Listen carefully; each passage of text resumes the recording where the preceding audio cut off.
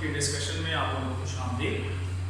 आज की जो हमारी फिजिक्स के टेस्ट की डिस्कशन है that is the first half book of physics, जो कि चैप्टर 1, 2, 3, 4, 5 और 6 तक है, यानी चैप्टर नंबर 1 से चैप्टर नंबर 6 तक। उसी पुराने पैटर्न को फॉलो करेंगे जिसमें हम सबसे पहले एमसीक्यूज को डिस्कस करेंगे and after MCQs we will be moving towards the short question portion. So without any further hesitation बढ़ते हैं हम एमसीक्यूज की तरफ। जो सबसे पहली एमसीक्यू है that is light years gives the measurement about. The answer of that particular MCQ is distance and that is option C. Light year की डेफिनेशन से डिस्कशन स्टार्ट कर लेते हैं ताकि आप लोगों को प्रॉपर वे में क्लियर भी हो जाए। We know that light year is the distance traveled by the light in 1 year. इसकी डेफिनेशन में क्लियरली हमें समझ आ गई कि it is the distance traveled by the light in 1 year. It means that it gives the measurement of distance. अगर हम देखें इसकी वैल्यू मेजर करने के लिए ये बोर्ड की एमसीक्यू भी है तो वहां पर इसकी वैल्यू भी आ जाती है कि what is the value of 1 light year. So we know that the formula to measure the distance is the product of velocity and time. Light की speed या velocity अगर हम पुट करें तो that is 3 into 10⁸ और अगर हम time put करें तो मैं पहले ही बता चुका it is the distance traveled by light in 1 year. It means the time will be 1 year. और अगर एक 1 year को एक साल को हम seconds में कन्वर्ट करें तो इसकी वैल्यू आती है। जब इन दोनों को मल्टीप्लाई किया जाता है तो आंसर आता है that is 9.5 into 10⁻15 मीटर। तो इसी एक एमसीक्यू के अंदर दो एमसीक्यू हैं। एक ये कि लाइट ईयर किसकी मेजरमेंट देती है, तो याद रखिएगा light year gives the value of distance, और दूसरा इस लाइट ईयर 1 लाइट ईयर की वैल्यू कितनी होती है, इसके अंदर कितना डिस्टेंस है तो वो भी याद रखिएगा दैट इज 9.5 into 10⁻15 मीटर। एक तीसरी बात भी करता चलूं, ये भी आ जाता होता है what is the unit of light year. तो जो कि लाइट ईयर डिस्टेंस की वैल्यू को देता है तो इट मींस इसका जो यूनिट होगा वो मीटर होगा। MCQ number 2, the SI unit of solid angle, book की लाइन लिखा हुआ। The answer of this MCQ is steradian, which is option A. याद रखिएगा the unit of plane angle जो कि 2 डायमेंशन होता है उसका यूनिट रेडियन है, and the unit of solid angle जो कि 3 डायमेंशन होता है that is steradian. So the unit of plane angle is radian and the unit of solid angle is steradian. हमसे जो कि solid angle का यूनिट पूछा गया है, the answer will be steradian. MCQ number 3, 73.650 rounded off up to 1 decimal is 73.650 को हमें कहा गया है कि 1 डेसिमल प्लेस तक राउंड ऑफ करें। तो इसका जो आंसर है that is 73.6 which is option B. इसे सॉल्व कर लेते हैं। 3 स्टेप्स मैंने लिख दिए ताकि आपको अंडरस्टैंडिंग हो जाए। 73.650 अगर हम एक डिजिट को यहां से खत्म करने की कोशिश करें तो सबसे पहले 0 है, तो 0 है इसलिए जो बैक एंड पे डिजिट है वो वैसे का वैसे ही रहेगा। तो नेक्स्ट स्टेप में ये बन जाएगा 73.650 खत्म हो गया। अब सबसे इंपॉर्टेंट स्टेप ये है कि हमने इस 5 को खत्म करना और इसे राउंड ऑफ करके 1 डेसिमल प्लेस पे लाना। तो 5 का रूल आपकी किताब में भी लिखा हुआ, आपको बहुत अच्छी तरह पता भी होगा कि जब भी 5 आ जाए तो उससे प्रीवियस डिजिट को देखा जाता है कि वो इवन है या ऑड है। अगर डिजिट इवन है तो उसे इवन ही रखा जाता है और अगर ऑड है तो उसमें एक ऐड कर दिया जाता है। अब देखिए 5 के जो बैक एंड पे डिजिट है वो 6 है and 6 is a even digit, even number. अगर ये इवन है तो as per your book rule it will remain even, इसे ऐसे ही रखा जाएगा तो it means it will remain 6। So the answer will be 73.6। So इस एमसीक्यू का answer 73.6 which is option B. MCQ number 4, 2 vectors to be combined have magnitude 60 Newton and 15 Newton. The correct answer is, पहले discussion कर लेते हैं फिर इसे solve कर लेते हैं फिर आंसर भी बता देता हूं मैं। लिख तो मैंने दिया सामने।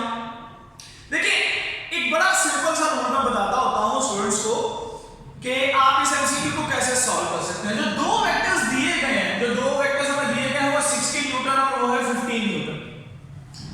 कैसे करें कि उन दोनों वेक्टर्स की मैग्नीट्यूड को एक दफा ऐड कर दें, एक दफा सबट्रैक्ट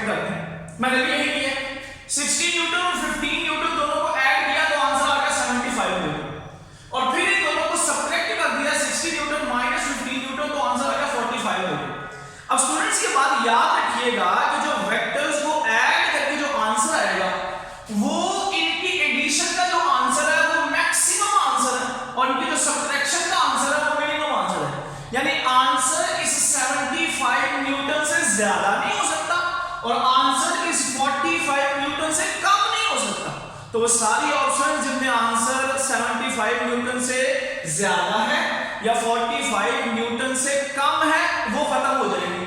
अगर देखा जाए तो 15 न्यूटन और 20 न्यूटन में दोनों ऑप्शंस 45 न्यूटन से कम है तो ये भी गलत होगी और ये भी गलत होगी। अगर 100 न्यूटन को देखा जाए तो ये 75 न्यूटन से ज्यादा है तो ये भी गलत होगी।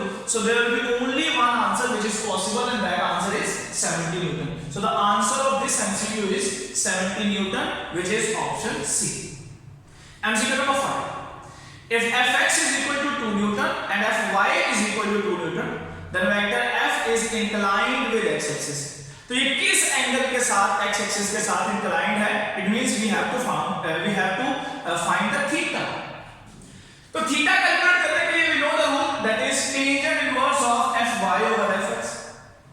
अब ये भी 2 न्यूटन है और ये भी 2 न्यूटन है, तो जब आप tangent inverse of 1 लेंगे तो answer will be 45. It means इस MCQ का जो आंसर है वो 45 है, that is option D. दो बार मैं क्लियर करता चलो। हमने पढ़ा हुआ है कि ये वाला फार्मूला थीटा की फाई कैलकुलेट करने का, तो सर आपने डायरेक्टली थीटा लगा दिया, क्योंकि दोनों ही 2 थे, fy भी 2 था और fx भी 2 था और दोनों पॉजिटिव थे, इसलिए ये दोनों फर्स्ट क्वाड्रेंट में थे। और अगर दोनों फर्स्ट क्वाड्रेंट में हैं तो इसका मतलब ये है कि थीटा और फाई इक्वल है, इसलिए मैंने डायरेक्ट ही फार्मूला थीटा का लगा दिया। और दूसरी बात, शॉर्टकट इससे पहले भी मैंने डिस्कशंस में आपके साथ शेयर किया हुआ है, क्योंकि fy और fx दोनों सेम है, इक्वल है, तो इस केस में मैंने पहले ही क्लियर कर दिया हुआ है that the answer of that phi will be 45. First quadrant phi और थीटा सेम, तो आंसर 45 आ जाएगा। सो इस MCQ का आंसर 45 degree. MCQ number 6. The range of projectile is directly proportional to the formula of the range is vi square sin 2 theta over g. So जो कि इसके फार्मूले के अंदर ही sin 2 theta लिखा हुआ है, it means range will be directly proportional to sin 2 theta, which is our option B. So the right answer of this MCQ is option B, which is sin 2 theta. MCQ number 7. Unit of impulse is same as that of momentum. Board की MCQ है, इसे solve भी कर लेते हैं। Momentum इसका right answer, that is option A. हमें पता है the force is equal to time rate of change of linear momentum, which is Newton's second law in terms of momentum. ये टाइम के यहाँ पे डिवाइड हो रहा है, तो इसे दूसरी साइड पे लेके जाया जाए तो ये मल्टीप्लाई हो जाएगा, force multiply by time is equal to change in momentum. अब हमने पढ़ा हुआ है कि फोर्स और टाइम का प्रोडक्ट ही तो इंपल्स है, इसका मतलब है इसकी जगह पे हम इंपल्स लिख सकते हैं और impulse will be equal to change in momentum. इसका मतलब है इंपल्स चेंज इन मोमेंटम के इक्वल है। अगर इंपल्स चेंज इन मोमेंटम के इक्वल है तो जो यूनिट मोमेंटम का है वही इंपल्स का भी होगा। सो इस MCQ का आंसर यहां पर क्लियर हो गया कि इंपल्स और मोमेंटम दोनों का यूनिट सेम है। सो the right answer is option A, that is momentum. और याद रखिएगा कि इसका जो यूनिट है वो न्यूटन सेकंड है। Next MCQ number 8. Work done will be 0. MCQ number 8. Work done will be 0 if angle between force and displacement is. Right answer is 90 and that is option C. बहुत आसान MCQ. The formula of the work done is F dot D. It is a dot product of force and displacement. अगर इस dot product को open करें तो ये बन जाएगा FD cos theta. क्योंकि फोर्स और डिस्प्लेसमेंट अगर परपेंडिकुलर हो तो परपेंडिकुलर होने का मतलब इनके दरमियान एंगल 90 होगा। अगर आप थीटा की जगह 90 पुट कर दे तो cos of 90 का आंसर 0 आ जाएगा, जो इसके साथ मल्टीप्लाई होकर इसे भी 0 कर देगा, वर्क 0 हो जाएगा। इट मींस वर्क 0 तब होगा जब एंगल 90 डिग्री होगा, वही इस MCQ का राइट आंसर भी है। MCQ number 9. The original source of tidal energy is, इससे पहले भी टेस्ट में हम ये डिस्कस कर चुके हैं, बुकिश लाइन है, आसान तरीन MCQ है। The source of the tidal energy is moon and that is option A. हमने पढ़ा हुआ बुक में that the gravitational pull of the moon raises the water level on the surface of our So the right answer is moon A. Solid angle subtended at the center of a sphere is. इस MCQ को students ध्यान से सुनिएगा because ये board की भी MCQ और अक्सर लोग इसका आंसर 2 पाई लगाकर आ जाते हैं जो कि गलत है। इसका जो राइट आंसर है that is 4 pi and that is option D. हमने पढ़ा हुआ है कि प्लेन एंगल के लिए ये फार्मूला कंसिस्ट करता है that is s r theta. याद रखिएगा कि जिस तरह प्लेन एंगल के लिए ये फार्मूला कंसिस्ट करता है उसी तरह सॉलिड एंगल के लिए भी एक फार्मूला है। सिर्फ होता यह है कि इस आर्क की जगह पे एरिया आ जाता है, रेडियस की जगह पे रेडियस का स्केल आ जाता है और प्लेन एंगल की जगह पे सॉलिड एंगल आ जाता है। मैं फिर क्लियर कर रहा हूं, आर जिसका यूनिट मीटर है उसकी जगह पे एरिया जिसका यूनिट मीटर स्केल, रेडियस जिसका यूनिट मीटर है उसकी जगह पे रेडियस का स्केल यानी मीटर स्केल, और प्लेन एंगल जो है 2 डायमेंशनल है उसकी जगह पे सॉलिड एंगल जो है 3 डायमेंशनल है। ये जो सिंबल है ये सॉलिड एंगल का मैंने लिख दिया है, हालांकि आपकी बुक में नहीं है। चलो मैं बता रहा हूं। अब एक स्फीयर का अगर हमने टोटल सॉलिड एंगल निकालना है तो सिर्फ होगा ये कि इसके फार्मूले में इस एरिया की जगह पे स्फीयर का एरिया आ जाएगा and the formula of the area of the sphere is 4 pi r square. तो अगर एरिया की जगह पे 4 पाई r स्क्वायर आ जाएगा, ये r स्क्वायर और साथ में सॉलिड एंगल वैसे का वैसे रहेगा, r स्क्वायर जब r स्क्वायर के साथ कट जाएगा तो आंसर आ जाएगा 4 पाई। इसका मतलब है एक कंप्लीट स्फीयर के अंदर जो सॉलिड एंगल टोटल कवर होता है that is equal to 4 pi. So the answer of this MCQ is 4 pi which is option D. MCQ number 11. The angular momentum capital L is defined by the equation. आसान तरीन MCQ है, हमने पढ़ा हुआ है कि angular momentum is a cross product of position vector r and linear momentum. So right answer will be option C which is equal to capital L is equal to r cross p. The period of MCQ number 12. The period of revolution of geostationary satellite is equal to. बहुत ज्यादा important MCQ है, आसान भी है।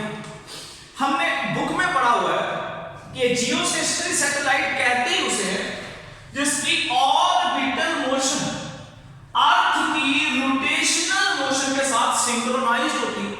यानी geostationary satellite वो satellite है जिसकी ऑर्बिटल मोशन और अर्थ की रोटेशनल मोशन एक दूसरे के साथ मैच कर जाती है, सिंक्रोनाइज हो जाती है।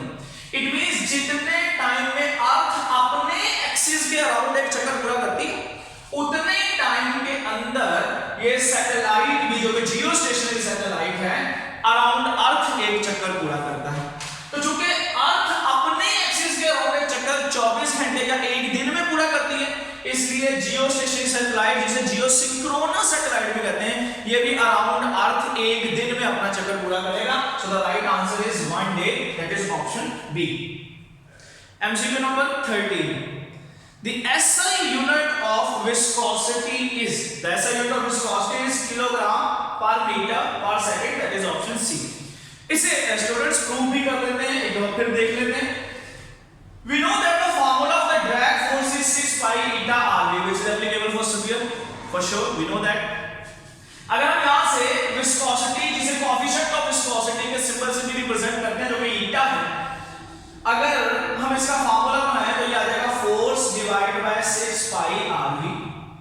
अगर हम सबके यूनिट्स पुट करें तो फोर्स का यूनिट न्यूटन, 6 और पाई नंबर्स हैं, रेडियस का यूनिट मीटर और वेलोसिटी का मीटर पर सेकंड। ये सेकंड में ऊपर चला जाएगा तो ये बन जाएगा newton second per metre square.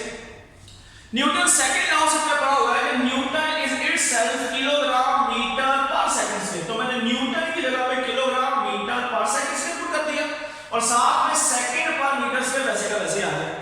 अगर हम इसे यहां पर काटें तो 1 मीटर इसके साथ कट जाएगा, 1 सेकंड इसके साथ कट जाएगा और बच जाएगा kilogram per metre per second which is the right answer and that is option C. Moving towards the last MCQ which is very obvious one. Torr is a unit of, book में पढ़ा जब हमने blood pressure को major किया था physics के अंदर chapter number 6 में। So torr is a unit of pressure. याद रखिएगा pascal, newton per metre square, millimetre of Hg and torr all are units of pressure. जी अब बढ़ते हैं शॉर्ट क्वेश्चंस की तरफ। Short question number 1, right the dimensions of pressure and density. इससे previous test में जो इस चैप्टर का हुआ था, चैप्टर नंबर 1, 2 और 3 का, वहां पर भी हमने प्रेशर और डेंसिटी की डायमेंशंस निकाले थी, इसलिए मैंने थोड़ा सा शॉर्ट कर दिया यहाँ पे, क्योंकि इससे पुरानी वीडियोस में हमने ये डिस्कस किया भी हुआ है। चलिए पढ़ते हैं, दोबारा एक बार फिर कर लेते हैं। The formula of the pressure is force per unit area. So अगर प्रेशर की डायमेंशंस निकालनी है तो फोर्स और एरिया की डायमेंशंस आनी चाहिए। पहले भी डिस्कस कर चुका कि फोर्स की डायमेंशन को याद रख लें, बिकॉज ज्यादातर डायमेंशंस यहीं से निकलती हैं। Dimension of the force is mlt-2, जो कि हम Newton second law which is F = ma, वहां से एलैबोरेट एक दफा पहले भी कर चुके हूं। Dimension of the force is mlt-2 and the area which is meter square, so its dimension will be capital L square। जब आप इसे ऊपर ले जाकर सॉल्व करेंगे, so the final dimension will be ml-1t-2, so the dimension of the pressure is ml-1t-2। and talking about the density, इसी short question का दूसरा पोर्शन जिसमें कहा गया है डेंसिटी की डायमेंशन निकालें। so the formula of the density is mass per unit volume। So dimension of the mass is capital M and dimension of the volume जिसका यूनिट मीटर क्यूब होता है, तो that will be capital L cube. जब ये ऊपर जाएगा तो the dimension will be ml-3। So the dimensions of the pressure is ml-1t-2 and the dimension of the density is ml-3। Short question number 2. The period of simple pendulum is measured by a stopwatch. What type of error is possible in the time period? अगर कोई individual stop watch के साथ time period of the pendulum measure करता है, तो सबसे पहली बात तो ये हो सकती है कि वो इंडिविजुअल जो काम कर रहा है वो प्रॉपर वे में उस काम को करे ही ना। अगर कोई इंडिविजुअल खुद उस प्रॉपर वे में उस काम को नहीं करेगा, तो there are the chances that there will be some personal error, यानी कुछ ह्यूमन एरर भी हो सकता है। इसके अलावा ये भी हो सकता है कि वो बार बार डिफरेंट रीडिंग्स ले स्टॉप वॉच से टाइम पीरियड की, लेकिन हर दफा answer lights at different time, that is what we call as random error. So there can be some random error as well. और तीसरा ये हो सकता है कि वो जिस स्टॉप वॉच के साथ उसे मेजर कर रहा है उस टाइम पीरियड को, हो सकता है उस स्टॉप वॉच उस डिवाइस के अंदर कुछ ना कुछ एरर हो, there can be some zero error, जिसकी वजह से वो हर रीडिंग को इक्वली जो है वो मुतासर कर रही हो, that is what we call as systematic error। So there can be three kind of error which are personal error, there can be random error and there can be systematic error as well। Short question number 3, show that the famous Einstein equation E = mc² is dimensionally correct। कहा जा रहा है कि E = mc² को साबित करें कि ये डायमेंशनली करेक्ट है। तो कैसे साबित किया जाएगा? राइट हैंड साइड और लेफ्ट हैंड साइड दोनों की डायमेंशंस ली जाएंगी, और अगर दोनों की डायमेंशंस इक्वल आ जाए तो हम कहेंगे कि ये जो इक्वेशन है ये डायमेंशनली कंसिस्टेंट है। सो पहले लेफ्ट हैंड साइड की तरफ अगर आते हैं हम, दैट इज एनर्जी। तो एनर्जी की डायमेंशंस निकालने के लिए एनर्जी का कोई भी फार्मूला यूज किया जा सकता है। We know that the formula of the potential energy is mgh। तो मैंने mgh फार्मूला यूज कर लिया। जब मैं mgh फार्मूले की डायमेंशन निकालूं तो एनर्जी की डायमेंशन निकल आएगी। The dimension of mass is capital M, g जो है ग्रेविटेशनल एक्सेलरेशन है, इसकी डायमेंशन lt-2, और h जो कि हाइट है उसकी डायमेंशन कैपिटल L। जब हम इसे सॉल्व करेंगे तो ये आ जाएगा ml²t-2। सो अगर दूसरी साइड की डायमेंशन भी ml²t-2 आ गई तो हम कहेंगे कि ये वाली इक्वेशन डायमेंशनली कंसिस्टेंट है, अदरवाइज ये कंसिस्टेंट नहीं है। So moving towards right hand side which is mc²। अगर हम इसकी डायमेंशन निकालें तो m जो कि मास है उसकी डायमेंशन कैपिटल है, और c जो कि स्पीड ऑफ लाइट है तो ये स्पीड ही, तो इसकी डायमेंशन होगी lt-1। lt-1 का स्केल भी है, तो ओवरऑल ये बन जाएगा capital L²t-2। So overall dimension will be ml²t-2। Dimension of the left hand side was ml²t-2। Dimension of the right hand side is also ml²t-2। चूंकि दोनों साइड्स की डायमेंशंस सेम है, so this equation which is Einstein's famous mass energy equation, that is dimensionally consistent। Short question number 4, can you add zero to null vector? इंतहाई आसान लेकिन इंतहाई important short question. The answer is obviously no। Zero is a number, which means it is scalar. And talking about null vector, it is a surely a vector. So zero चूंकि scalar है और null vector एक vector है, तो ये दोनों physical quantities तो जरूर है, लेकिन सेम नेचर नहीं है, डिफरेंट फिजिकल क्वांटिटीज है। तो दो डिफरेंट फिजिकल क्वांटिटीज को ऐड नहीं किया जा सकता, so zero can not be added to a null vector. Short question number 5, can the body rotate about its centre of gravity under the action of its weight? एक और इंतहाई important short question. तो एक बात तो यहाँ पर clear है कि ये जो फर्स्ट हाफ का आप लोगों का टेस्ट है, इसमें ज्यादातर एमसीक्यूज और ज्यादातर शॉर्ट क्वेश्चंस वही हैं जो लाहौर बोर्ड के एग्जाम्स के अंदर आए हुए हैं। The answer of this short question is also no. देखिए, जब भी पूछा ये जा रहा है कि क्या कोई बॉडी अपने ही वेट की वजह से रोटेट कर सकती है, लेट्स सपोज मेरे पास एक ऑब्जेक्ट है। अगर हम एक पर्टिकुलर ऑब्जेक्ट की बात करें, तो किसी भी ऑब्जेक्ट का जो वेट है वो हमेशा उसके सेंटर ऑफ ग्रेविटी पर एक्ट करता है। अब इसी सेंटर से फोर्स तक के डिस्टेंस को मोमेंट आर्म भी कहते हैं। चूंकि ये वेट जो भी एक फोर्स है लग ही सेंटर ऑफ ग्रेविटी पर रही है, तो in that particular case the answer of the moment arm will be zero. अब टॉर्क का फार्मूला, अगर मैग्नीट्यूड का फार्मूला देखा जाए तो that is R F sine theta. चूंकि मोमेंट आर्म ही जीरो है बिकॉज फोर्स गुजर ही सेंटर से रही है, तो आर की वैल्यू जीरो आ जाएगी और ये जीरो इस सब के साथ मल्टीप्लाई होकर आंसर को जीरो कर देगा। So torque will be zero as a torque is a rotational effect. चूंकि टॉर्क जीरो हो गया तो रोटेशनल इफेक्ट भी जीरो हो गया, so body can not rotate about its centre of gravity under the action of its weight. Short question number 6. Show that scale of a vector is a scalar quantity. याद रहे कि ये book में कहीं पर नहीं है, लेकिन प्रॉपर्टी जरूर यूज हुई है, लेकिन इस तरह ये शॉर्ट क्वेश्चन नहीं है, लेकिन ये बोर्ड के एग्जाम के अंदर आया हुआ। साबित हमें ये करना है कि एक वेक्टर का जो स्केल है that is a scalar quantity. अब इसे साबित करने के लिए what I am going to do is कि मैं एक वेक्टर का सेल्फ स्केलर प्रोडक्ट ले लूंगा, यानी उसी वेक्टर को उसी वेक्टर के साथ इसका डॉट प्रोडक्ट ले लेगा हूं, a डॉट a। अगर a डॉट a लिया जाए तो इसका आंसर आपको पता है कि that will be a cos theta open किया जाएगा। क्योंकि सेम वेक्टर है, a का a के साथ ही डॉट प्रोडक्ट है, तो it means the angle in that case will be 0 और cos ऑफ 0 का आंसर 1 है। 1 जब a स्क्वायर के साथ मल्टीप्लाई होगा तो answer will B a square.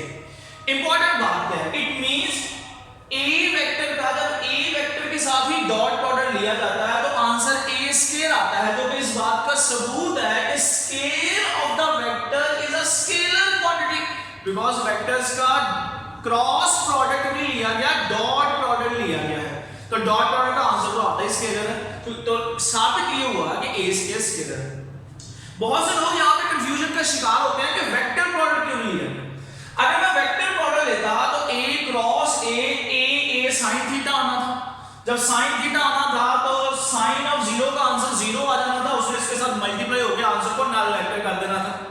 It means scale of the vector is not a vector quantity, it is a scalar quantity. तो इस प्रूफ को अपने दिमाग में भी रखिएगा और लाजमी तौर पर अगर ये बोर्ड के एग्जाम में ये शॉर्ट क्वेश्चन आए तो इसे इसी तरह प्रूव कीजिएगा जैसे मैंने आप लोगों को बताया।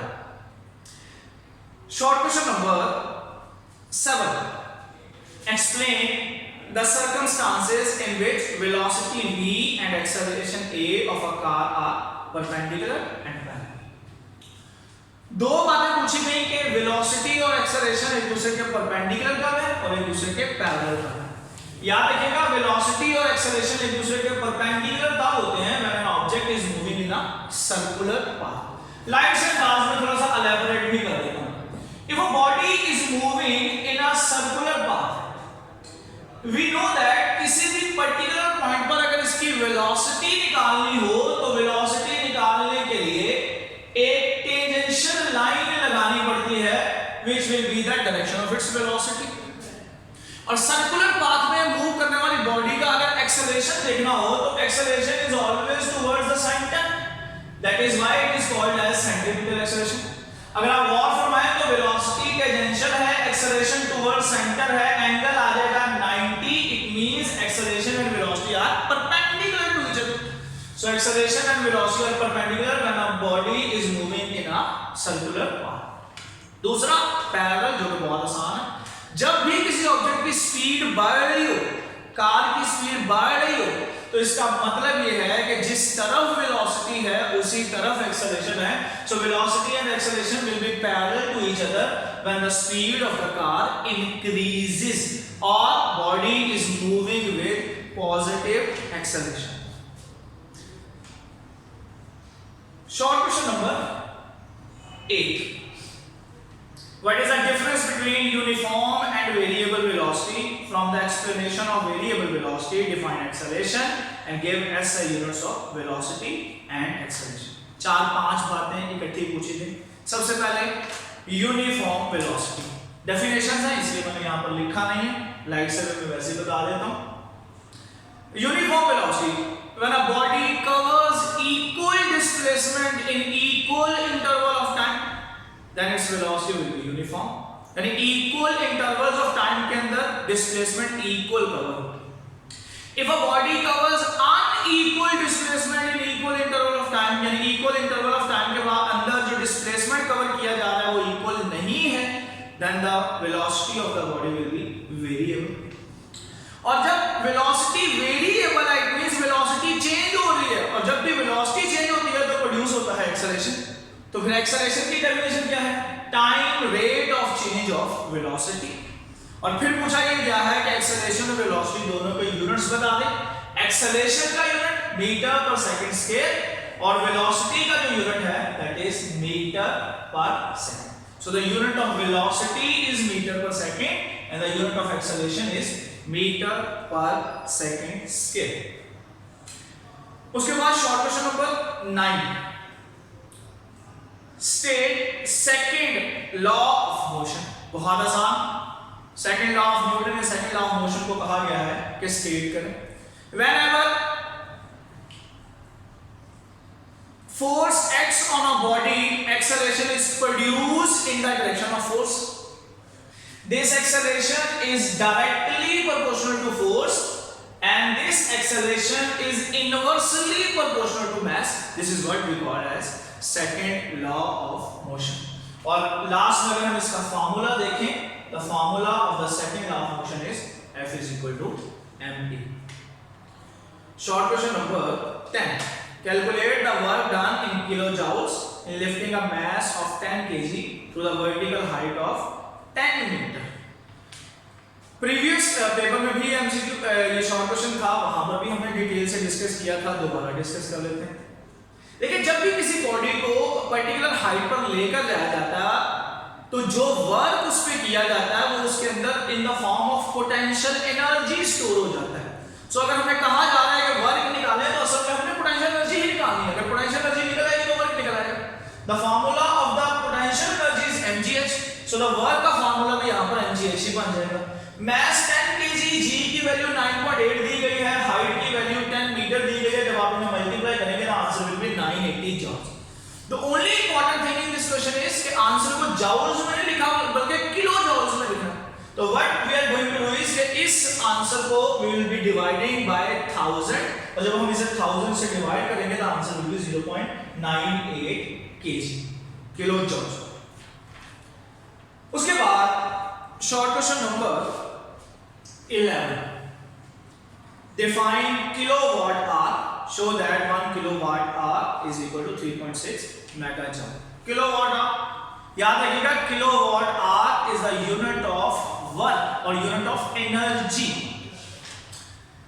1 kilowatt hour is the work done in 1 hour by agency whose power is 1 kilowatt. यानी एक 1 किलोवाट पावर की बॉडी 1 घंटे के अंदर जितना काम करती है, जितना वर्क करती है, उसे 1 किलोवाट आवर कहते हैं. और पूछा ये गया है कि 1 किलोवाट आवर 3.6 मेगाजूल के कैसे इक्वल है, ये प्रूव करें. तो उसके प्रूव मैंने सामने किया है, जरा इसे देख लेते हैं. 1 किलोवाट आवर को अगर हम सेपरेट करें तो 1 किलोवाट मल्टीप्लाई बाय 1 आवर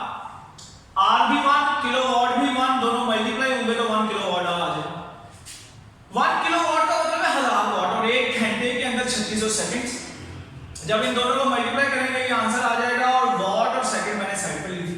याद रखिएगा वॉट और सेकंड जब भी मल्टीप्लाई हो रहे हो तो जॉल आता है, तो इसकी जगह पे जॉल आ जाएगा। इसे मैंने साइंटिफिक नोटेशन में लिखा तो 3.6 into 10⁻⁶ आ गया। We know that 10⁻⁶ is mega, so the answer will be 3.6 mega joule. So 1 kilowatt hour is equal to 3.6 mega joule. Short question number 12. What is escape velocity and its mathematical expression? Escape velocity definition पूछी है और उसका mathematical expression पूछा है। Escape velocity the initial velocity of an object with which it goes out of Earth gravitational field।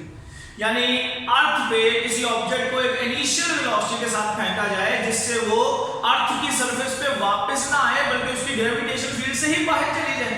इस velocity को escape velocity कहते हैं, और इस एस्केप वेलोसिटी का जो एक्सप्रेशन है दैट इज √2gm/r। इसके अलावा इसका एक और भी एक्सप्रेशन है जो इसकी निस्बत ज्यादा जाना जाता है, that is √2gr, and the value of the escape velocity is 11 km/s।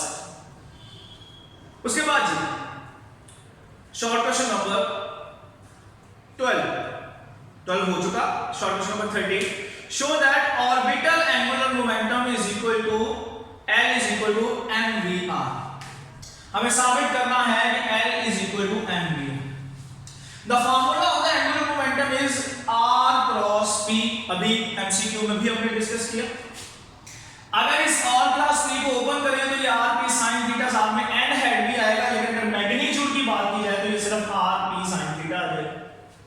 अब ये स्टेप बहुत इंपॉर्टेंट है, जरा ध्यान से देखिएगा। रोटेशनल मोशन में जब कोई बॉडी सर्कुलर पाथ में मूव कर रही होती है तो किसी भी पॉइंट पर अगर आपने इसकी वेलोसिटी निकालनी हो तो वो टेंजेंशियल आएगी। It means it is the velocity, it is the direction of velocity, और जिस तरफ वेलोसिटी की डायरेक्शन होती है उसी तरफ मोमेंटम की डायरेक्शन होती है। इसका मतलब है मोमेंटम इस तरफ। और अगर रेडियस को देखा जाए या पोजीशन वेक्टर को देखा जाए तो that is towards centre. It means momentum और पोजीशन वेक्टर के दरमियान जो एंगल है वो 90। सो rp sin थीटा, तो थीटा की जगह पे 90 आ जाएगा, और मोमेंटम का हमें पता है it is a product of linear momentum है, it is a product of mass and velocity. So linear momentum की जगह पे मैंने मास और वेलोसिटी लिख दिया, और थीटा की जगह पे मैंने 90 पुट कर दिया, जो कि मैंने साबित कर दिया है डायग्राम से। sin 90 का जो आंसर है वो 1 आता है, तो ओवरऑल जो एंगुलर मोमेंटम की मैग्नीट्यूड का फार्मूला बन जाएगा that will be mvr। Short question number 14, show that 1 radian is equal to 57.3 degree. Revolution से इसका प्रूफ है, तो रेवोल्यूशन से बात कर लेते हैं। जब भी कोई बॉडी एक रेवोल्यूशन पूरा करती है तो जो रेडियन में एंगल कवर करती है वो 2π, प्लेन एंगल की बात कर रहा हूं। और जब कोई बॉडी 1 रेवोल्यूशन कवर करती है तो जो डिग्री में एंगल कवर करती है वो 360, यानी प्लेन एंगल एक रेवोल्यूशन में 2π रेडियन है या 360 डिग्री है। अगर एक रेवोल्यूशन में 2π रेडियन है यानी एक ही रेवोल्यूशन में 360 डिग्री है, इसका मतलब है ये दोनों साइड्स भी एक दूसरे के इक्वल है। So 2π radian will be equal to 360 degree. 1 radian अगर यहां से निकाले तो 2π यहां पर आकर डिवाइड हो जाएगा, so the answer will be 1 radian is equal to 57.3 degree. Short question number 15, explain what do you understand by term viscosity। Last हमारी वीडियोस में भी ये शॉर्ट क्वेश्चन डिस्कस हुआ है, दोबारा कर रहा हूं। The frictional effect between the layers of the fluid is called as viscosity। यानी किसी भी फ्लूइड की लेयर्स के दरमियान जो रुकावट की फोर्सेस का इफेक्ट है उसको विस्कोसिटी कहते हैं। और अगर इसका फार्मूला बनाना हो तो याद रखिएगा viscosity is represented by a symbol which is called as eta, which is called as coefficient of viscosity। So अगर हम इसका फार्मूला बनाएं तो ड्रैग फोर्स का फार्मूला से बनेगा, वो फार्मूला है 6π eta rv। eta का फार्मूला यहां से F/6π rv। So it is a formula of the eta। और अगर इसका यूनिट की बात की जाए तो अभी हमने थोड़ी देर पहले इसी वीडियो में विस्कोसिटी का यूनिट प्रूव भी किया था, जिसका जो ऐसा यूनिट है that is kilogram per metre per second. याद रखिएगा विस्कोसिटी का ये भी मतलब है कि how much force is required to slide one layer of fluid on the other layer of the fluid. So viscosity is the frictional effect between the layers of the fluid. Short question number 16, which is our second last short question. Explain how the swing is produced in a fast moving cricket ball. Another important short question. Board में भी है, आपकी book में भी लिखा हुआ है. Light से हम इसे डिस्कस कर लेते हैं थोड़ा कंसेप्चुअल भी.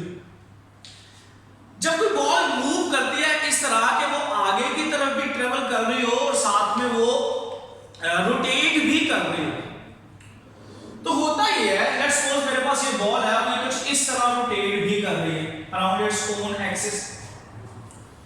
तो होगा ये कि किसी एक साइड पर, इस बॉल की किसी एक साइड पर जो एयर की वेलोसिटी है या एयर के मूवमेंट की डायरेक्शन है और जो इस बॉल की मूवमेंट की डायरेक्शन है वो दोनों एक ही डायरेक्शन में आ जाएंगे. अगर हम बात करेंगे तो बॉल अगर ऐसे मूव कर रही है तो इसका मतलब है ये ऐसे, इसका मतलब है इस डायरेक्शन में बॉल की मोशन और एयर की मोशन एक ही डायरेक्शन में. जब ये दोनों एक ही डायरेक्शन में आ जाएंगे तो इस तरफ एयर की वेलोसिटी थोड़ी सी ज्यादा हो जाएगी. Streamlines will come close to each other. जब वेलोसिटी बढ़ गई तो अकॉर्डिंग टू बर्नौली इक्वेशन इस साइड पे प्रेशर कम हो जाएगा, दूसरी साइड पे बिल्कुल ऑपोजिट होगा. यही बॉल अगर मूव कर रही है तो इसका मतलब है इस तरफ इसकी मोशन इस तरफ है, तो मोशन इस तरफ है लेकिन एयर तो इसी तरफ है. तो होगा ये कि एयर और बॉल की मोशन एक दूसरे के ऑपोजिट हो जाएगी, जिसकी वजह से एक दूसरे के इफेक्ट को थोड़ा कैंसिल करेंगी. Streamlines will move for from each other और इस तरफ जो एयर की वेलोसिटी है वो पहले से कम हो जाएगी और जब वेलोसिटी कम हो जाएगी तो प्रेशर बढ़ जाएगा. अब बर्नौली इक्वेशन के मुताबिक इस साइड पे प्रेशर बढ़ गया और इस साइड पे प्रेशर कम हो गया. We all know that the body moves from high pressure to low pressure. So इस तरफ प्रेशर ज्यादा है, इस तरफ प्रेशर कम है, सो ये बॉल इस तरफ मूव करने की कोशिश करेगी. This will give some extra curvature to the ball and that is what we call as swing in a fast moving cricket ball. So this is the way in which a fast moving cricket ball moves. Last but not the least, आखिरी short question, that is state Torricelli theorem. आसान सी definition है, book की wording और फिर सिर्फ आपने उसका formula लिखना है. The definition of the Torricelli theorem is it's the speed of flux या velocity gained by a fluid in falling through a height of h1 minus h2 under the action of gravity. So under the action of gravity जब कोई fluid fall करता है तो h1 minus h2 fall करते हुए जो velocity को gain करता है, जिसे speed of flux भी कहते हैं, that is what we call as Torricelli theorem. और इस speed of flux को कैलकुलेट करने का जो फॉर्मूला है वो मैंने आपके सामने लिख दिया है. That formula is v is equal to under root 2g h1 minus h2. So that concludes our today's discussion of the first half of the physics. I hope कि आप इस टेस्ट सिस्टम को पूरी ईमानदारी के साथ सरअंजाम दे रहे हैं. अल्लाह ताला आपका और हम सबका हामी नासिर हो.